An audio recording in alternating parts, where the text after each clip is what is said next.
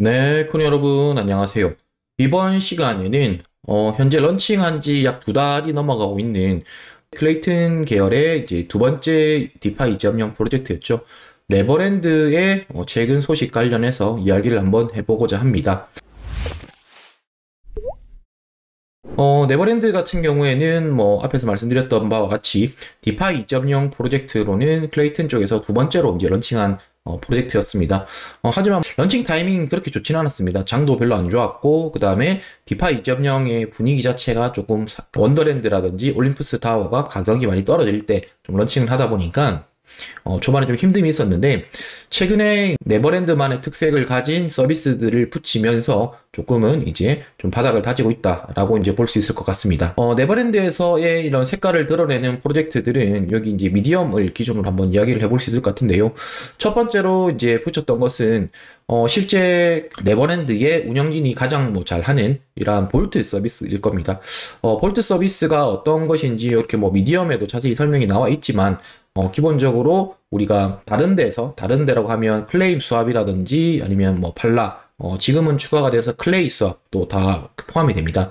다른 쪽에서의 LP가 우리가 유동성 토큰이죠. 요것을 가지고 와서 그 가지고 온 유동성 토큰을 우리가 클레이 파이, 이런 것들처럼 그 복리로 재예시해주는 이러한 자동 복리 예치 프로그램을 돌려준다. 요게 이제 기본적인 핵심인데요. 그러면 이 그 자동 재예치를 해가지고 이제 네버랜드가 얻는 이점은 뭔지 이런 것들을 한번 같이 살펴보겠습니다. 여기 보시면 네버랜드 페이지에 볼트를 가보면 현재 지원을 하고 있는 LP들이 리스트가 있습니다. 모든 LP를 지원하는 것은 아니고요. 여기 보면 뭐 KSP LP라는 것은 클레이 수압을 말하고 있는 거고, 또 여기 보면 클레임 수압 또 있을 거고 팔라 또 있을 거고, 그렇게 해서 각각 대표적인 곳들에서의 이러한 LP들을 가지고 와서 클레임도 여기도 있고요. 우리가 복리로 재예치해주는 서비스를 하고 있는데, 저 같은 경우도 여기 하나 예치를 하고 있는 게 있습니다. 그래서 이제 CLA 클레이 LP를 제가 클레임 수압에서 만들어서 이렇게 예치를 하고 있는데, 이것을 기준으로 한번 설명을 드려보겠습니다. 요 LP를 만들어 오는 것은 뭐 여러분들이 다 잘 아실 거라고 생각을 하고요. 그 LP가 만들어진 것을 여기 와서 이제 디파짓을 하게 되면 어떻게 되냐면, 결국 원금은 계속 보장이 됩니다. 원금은 계속 보장이 되는데 그 받은 이자로 받은 우리가 보상 코인이 CLA 토큰일 테잖아요. 클레임 수압이니까. 그럼 CLA 토큰을 먼저 훅으로 바꾸게 됩니다. 훅으로 바꾼다는 얘기는 CLA를 훅으로 이제 교환이 되니까 저희가 보상으로 받는 코인이 훅이 된다는 얘기죠.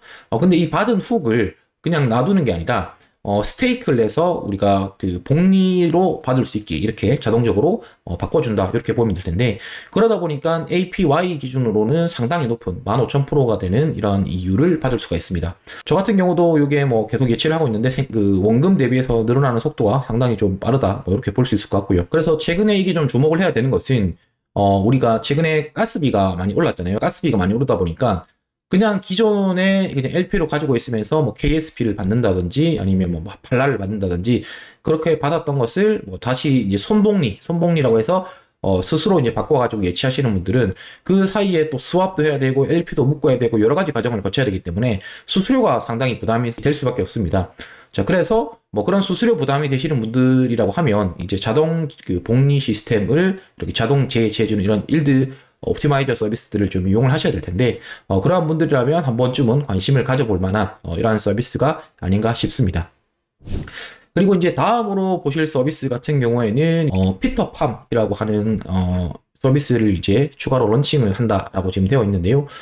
그것은 이제 여기 미디엄에 가보시면 이 피터팜이라고 하는 것은 우리가 기존에 BSC를 조금 하셨던 분들은 이해가 빠르실 것 같습니다. 우리가 일드 파밍, 즉 이제 LP를 가지고 와서 LP를 만든 다음에 그 보상 토큰인 여기서는 이제 펜 토큰일 텐데요. 이 펜 토큰을 채굴하는 이러한 그 개념입니다. 그리고 이제 그 사이에 각종 텍스가 붙어가지고 소각이라든지 바이백 이런 것들을 진행해주는 이러한 전형적인 이제 일드 파밍인데 각각 기능이 좀 붙었다, 이렇게 이제 보시면 되겠습니다. 그럼 이제 네버랜드인데 갑자기 이런 일드 파밍이 어떻게 붙였느냐를 이제 이해가 하기 쉽게 보자면, 여기에 이제 훅을 가지고 파밍을 할 수 있게 이렇게 이제 연동을 시켜놨습니다. 그뿐만 아니라 이 피터팜에서는 이 훅 보유자들에게 이제 NFT를 발행을 했는데, 첫 번째 NFT 같은 경우에는 PFP, 즉 이제 프로필로 쓰이는 이제 NFT죠. 이 NFT를 이제 각각의 개수마다 발행을 했는데, 예, 여기서 보실 수 있겠네요. NFT가 요런 이제 등급을 정해가지고 가지고 있던 개수, 즉 훅을 소지하고 있는 개수에 따라 가지고 등급별로 이렇게 NFT를 발행을 했습니다. 그럼 이 발행된 NFT로는 NFT 자체로 팬 토큰을 이제 채굴할 수 있는 이러한 기능을 갖췄고요. 그리고 이제 두 번째로 이제 NFT가 또 추가로 붙어 있는 것은 이제 해적선 NFT입니다. 이 해적선 NFT의 경우에는 앞에서 이제 PFP NFT의 경우에는 우리가 자체로 파밍이 되는데, 요거는 이제 부스팅 하는 NFT입니다. 이 부스팅 하는 NFT인데, 요것도 아직 민팅이 진행되지 않았고 4월 10일 날 민팅이 진행이 되는데요. 이렇게 해서 받은 민팅이 된 이 NFT를 가지고 무엇을 할 수 있느냐? 예를 들어서 우리가 이 레벨별로 레벨 4인 NFT를 뽑았다 이러면, 내가 새로 나올 그 피터팬 팜에서 가지고 있는 그 것을 이제 부스팅을 시켜주는, 이렇게 해준다, 이렇게 보실 수 있는데, 그게 한 16% 정도가 되는 겁니다. 그러면 내가 예를 들어서 1억 원치의 LP를 예치했다고 치면 1억 원치가 아니라 1억 1600, 그러니까 상당한 양의 LP를 더 가지고 있는 만큼의 효율을 낼 수가 있는 거죠. 그러다 보니까 요 NFT가 상당히 좀 매력적으로 사실 느껴질 분들이 많을 것 같은데요. 근데 이거가 이제 직접 뽑기는 힘든데, 그럼 직접 뽑지를 못했으면 어떻게 하면 되느냐?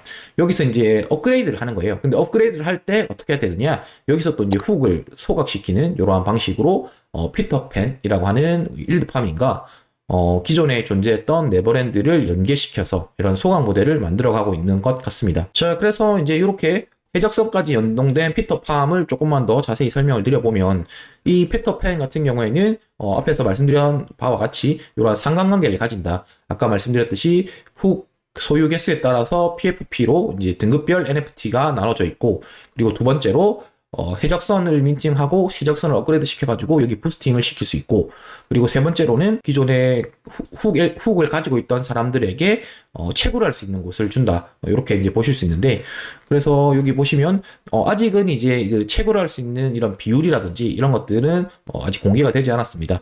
실제 런칭 일자는 이제 4월 18일인데, 그럼 이제 4월 18일 전에는 그 실질적으로 얼마나 어느 정도 비율로 이제 훅이라든지 이제 클락이 쓰일 수 있을지 이런 것들도 이제 밝혀질 것 같고요.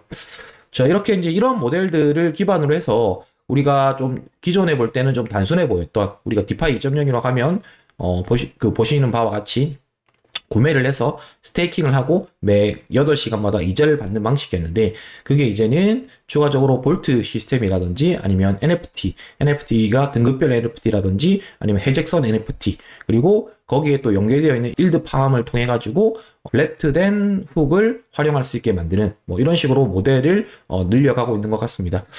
최근에 이제 저에게 이러한저런 협업 제안이 들어오는데, 상당히 많은 그 수의 사실 그 디파이 2.0 프로젝트를 좀 준비하시는 분들이 계시는 것 같습니다. 그게 이제 트렌드로 갈 수밖에 없는 게, 실제 우리가 디파이 프로젝트를 진행을 하다 보면 그런 트레저리 자산이 이제 프로토콜에 깔려 있으면 이러한 네버랜드처럼 추가적으로 계속 뭔가를 할 수 있는 여력이 생기고 있습니다. 그러다 보니까 이러한 장점이 뻔히 보이다 보니까 실제 서비스를 설계하시는 분들이 계속 이제 디파이 2.0들이 이렇게 좀 추구가 되고 있는 것 같은데, 앞으로 나올 디파이 2.0들도 조금은 이제 새로운 것들이 계속 좀 붙어야 할 시기가 아닌가, 이렇게 생각을 하고 있습니다. 자, 오늘 영상은 여기까지고요. 영상이 도움이 되셨으면 구독, 좋아요, 알람 설정 부탁드리겠습니다. 감사합니다, 코리안 여러분.